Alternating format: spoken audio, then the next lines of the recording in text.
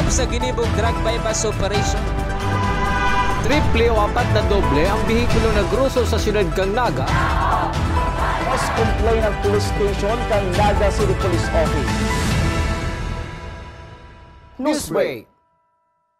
Sa headlines kan mga bareta, lalaking naglukso sa Bicol River sa Barangay Mabolo, siyudad kang Naga, nakuang lamos. Vendor arestado sa anti-illegal drug bypass operation kang Naga City Police Office. Mga butanteng day nakapagboto ninduang beses tatanggalo na kan COMELEC. Mga pulis na nagiinom sa panahon in duty pinatanidan ni Police Colonel Erwin Rebillon. Diyos marhay na hapon. Ako si Mark Mendoza. Asin ako si Antoinette Eduardo. Kami ang sa indong tagapagatud bareta. Para masiguro ang kondisyon kan mga estudyante ngunya na grabe ang init kan panahon asin maipadagos ang sendang pagklase, blended learning mo na ngunyan ang mga nasa pampublikong eskwelahan matapos suspenderon ang face-to-face class. Aramon taman ang kompletong detalye sa report ni Melvin Machado. Bakantang tukawan sa luwas kang Naga Central School 1 kung sa'y nagahalat ang mga magurang kan mga estudyante nagkaklase digdi para sinda sundoon. Ini matapos na suspenderon kang DepEd ang face-to-face class puon ngunya na aldaw. Huli kang sobrang init kang panahon. Si Naga Central School 1 Principal Frederick Baldosa nagkumpirma na Domingo nida na araman ang direktibang magsususpender kang face-to-face class kung kaya tulos-tulos tindang pinagdiseminar ang impormasyon sa mga maestra asin sa mga estudyante. Siniguro man kainin na perming andam ang mga maestra sa arong kaining sitwasyon. Kami man baga, ever ready man kami, itong mga learning materials, taigwa kami kaining mga soft copy, raya unayin sa mga maestra, pigpo-forward yan sa mga aki, taan kada klase, igwanin mga group chat. So, doon man may pig sisend si mga materials na dapat itukdo sa aldaw na yan. Ang pagbuelta sa face-to-face class sa masunod na aldaw ang gabos nakadepende man subot sa magiging kamugtakan kan panahon. Duman sa instruction, pwedeng magbalik na sa face-to-face modality kung ang heat index mag-lower duman sa 40 garoto. So dapat kaya pag naglangkaw na sa 40, talagang isip na ang learning modalities. So sabi naman sa instruction, pag maray, nagalibawa mga 38, 39, baka mag face-to-face na. Ang mga maestra asin non-teaching staff ang day naman pinag-obligar magpasiring sa eskwelahan kung bako man importante ang gigibuhon. Para sa One Media TV48 Naga, Melvin Machado, Newsbreak. Mientras tanto, may pagtugot ang mga magurang kan mga atletang estudyante kan Naga Central School 1 na magpraktis bilang pag-andam sa palarong Bicol na gigibuhon ngunya na katapusan kan bulan. Kan sumagong aga inabutan kang news team ang mga volleyball players kang Naga Central School 1 na nag-iinsayo sa laog kan covered court. Sinda ang maripresentar kang syudad ning Naga sa palarong Bicol. So, ang Naga Central School 1 kaya, ang volleyball team girls, kami ang ma-represent kang Naga City para sa Bicol Meet nagigibuhon sa April, last week of April. So hanggang first week of May iyan. So kaya nagpa-practice sinda, iyan by consent man yan kan mga parent. Padago sa mga bareta. Regular na pinagmomonitor ka Naga City Police Office ang kamugtakan kan mga nakakulong sa saindang custodial facility. Urog na ngunyan na sobra ang init kan panahon. Sa laog kan detention facility kan Police Station No. 1, sulamenteng electric fan asin tubig ang panlaban kan mga nakakulong digdi sa mainit na kamugtakan kan panahon. Susug ki Police Colonel Erwin Rebillon, City Director Naga City Police Office, maski may nabalgar ang mga inininlay, kaipuhan man subuot nin makataong pagtrato sa sainda. Just to add, hindi masyadong crowded yung facility natin, unlike yung mga nababalita sa Manila na may capacity lang dapat na mga 12 pero ang nakalagak mga 100 plus. So dakulaon na challenge to, lalo na ngunyan na napakainit ang panahon. So on the part of the PNP Naga, manageable po ang crowd sa tuyang detention facility. So maipaman po siguro nagrereklamo. Kung may magrereklamo, at least ma-actionan ta po. Baka magdagdag electric fan. Mga tao pa man po yan.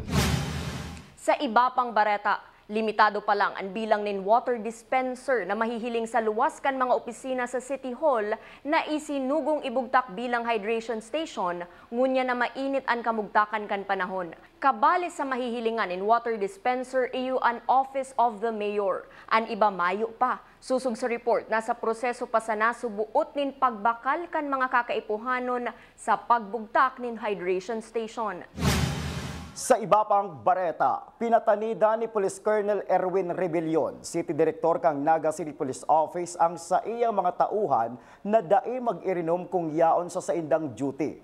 Susug ki Police Colonel Rebelion, may nainot na subot siyang sinangatanin kaso huli kang pag-inom mientras na yaon sa pag-duty. Ginibukang opisyal ang sayang pahayag matapos ang flag raising ceremony na pinaggibo sa covered court kang sarong pribadong eskwelahan sa syudad ng Naga. Bawal uminom. Mayroon na akong kinasuhan na 3 tao. Huwag na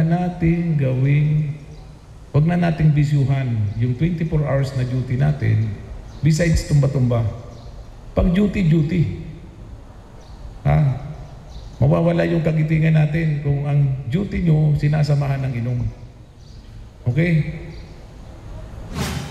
Sa pagpapadagos kan mga bareta, lalaking nagkarigo sa Bicol River na yaon sa impluwensya nin arak na lamos. Iyan na siniba pang mga bareta sa pagwelta kan One Media TV 48 Naga News Break. Dakop sa ginibong drug bypass operation. Triple o 4 na doble ang bihikulo na gruso sa syudad kang Naga. Mas complain ng police station kang Naga City Police Office. Newsbreak. Flight attendants, prepare for takeoff, please.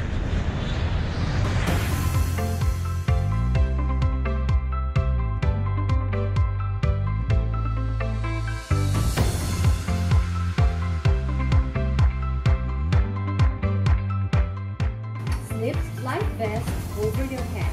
Take the tape around your waist.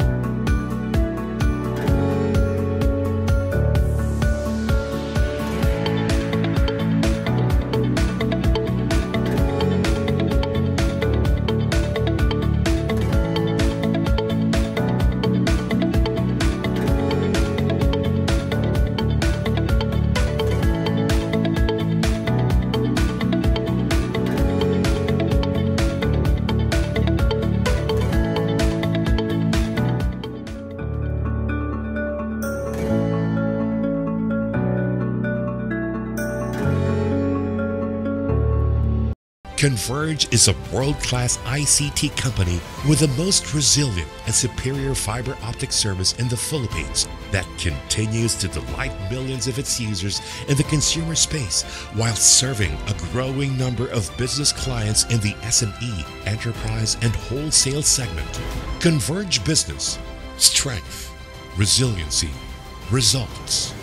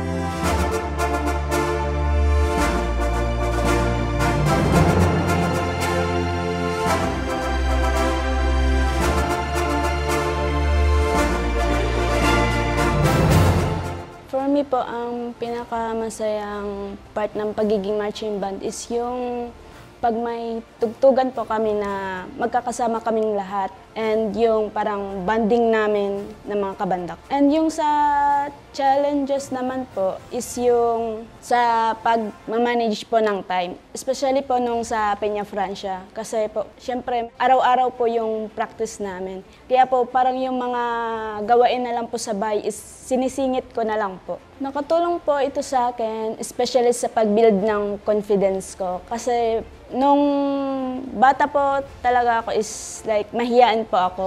And also sa pakikisama ko po sa mga tao kasi isa rin po yun sa parang nahihirapan ako.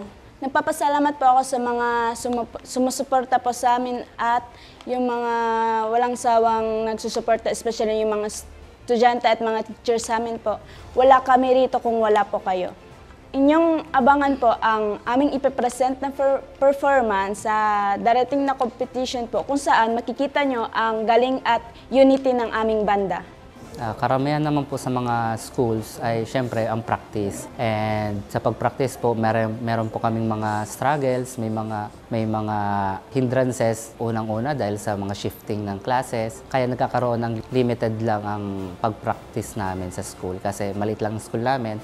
Maraming nagrereklamo ng mga teachers kasi nga hindi sila nakakaturong maayos dahil maingay kami. Pero with the support of our school head, pinapayagan naman kami na mag-practice kahit after class and weekends. Dahil dito po sa Tanog Banda, thankful ako na nagkaroon ng ganitong competition dahil kinikater nila ang mga school bands na mga small group bands na makasali dito sa ganitong competition dahil alam naman natin ang mga competition sa mga banda, karamihan ay mga big school, mga marami. Kami, konti lang yung instruments namin dahil public school kami. Sumali kami dito sa Tanog Banda not to win the competition but to enjoy and gain experiences in this kind of competition po. Sa school community po namin, let us encourage our students sumali dito sa banda kasi makakatulong to sa mga estudyante natin, lalo na kung papasok sila sa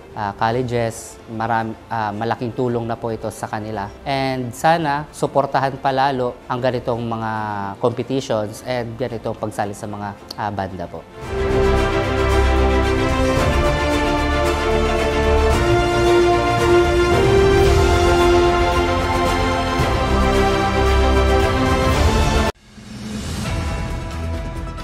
Sa ginibong drug bypass operation. Triple o 4 na doble ang bihikulo na gruso sa siyudad kang Naga. Mas complain ng police station kang Naga City Police Office. Newsbreak. Sa pagpapadagos kan mga bareta, mga butante na dai nakapagboto nin 2 beses ka nakalihis na national asin barangay election, tatanggalo na sa listahan kan COMELEC. Uyaan sa kuyang report. Kung ikabutante kan syudad ni Naga asin dai nakapartisipar sa 2 magkasunodan na eleksyon, syertong kabali ka na sa listahan kan Commission on Election na nakatalaan tanggalon sa listahan kan mga butante. Sa Abril 15, 2024, iusubot ang pinagtalaan na panahon para sa deletion asin deactivation kan listahan kan nasabing mga butanteng 2 beses dai nakapagboto. Sa Naga igwanin 10,700 na butanteng hahalion na sa listahan kan COMELEC. Ang i-deactivate ang ngunyan sa Naga City is 10,700 na butante. Ang syempre iba-ibang reason na nag-aboto na. Ang iba kaya gadana. Ang iba kaya pwedeng lipat na sa ibang lugar. Ang iba busy siguro din nakaboto. Papadarahan subuot nin surat kan COMELEC ang mga na-deactivate na butante asin pwede nagiraray magpasiring sa COMELEC para magpa-activate. Pagkatapos kang didelete mo na sa listahan, ma-furnish kami sa indaning notice. Na please be informed that your voting record has been deactivated. Tapos kung pa man sinda, willing giray sila boto di sa Naga, may chance pa sinda mag-reactivate bago matapos ang September 30. Apuera kan mga tutuong dain nakapagboto. Hahalion man si mga nakarehistrong pinagbawian na buhay na regular man subuot pinagahagad kan COMELEC sa opisina kan Civil Registrar. Para sa One Media TV48 Naga, Antoinette Eduardo, Newsbreak. Mientras tanto, kada tulong bulan nagkakaigwan ng Election Registration Board meeting ang COMELEC para determinaran kung nasunod gabos ang requirements asin mayong question sa mga nagpaparehistro sa COMELEC. Si mga nagparehistro kang nakalis na February hasta bulan in Marso ang ipapaagi sa ERB hearing para determinaron kung sinda maibabali sa listahan kan mga botante kan Naga. February to March, ang naiparehistro pala na 4,600, yan, subject for approval, disapproval. Ibig sabihin bago mag-ERB hearing, na furnish kami sa mga political parties ng list of applicants. Kung may opposition sila o objection, halimbawa they qualified as to age, as to residency, pwede silang mag-oppose. Tapos pag may opposition, ipap-upload mo si aplikante, registrant, para magtawagan sa inside. Pero kung no opposition naman, for approval na yan. For approval na ang mga nagparehistro kang Pebrero to March. Yan. Sa iba pang police report, alas 11 kasubanggikan maaresto sa paagi ng drug buy-bust operation ang 30 anyos na vendor na si alias Meme, residente kang Zone 2 Barangay Abella, Digdi sa Naga. Nabakalan asin nakumpiskaran ng 0.8 grams ng subuot shabu na nagkakantidad 5,440 pesos ang suspect kan mga operatiba hali sa Police Station number 1 kung sa insangunyan nakakustudiya.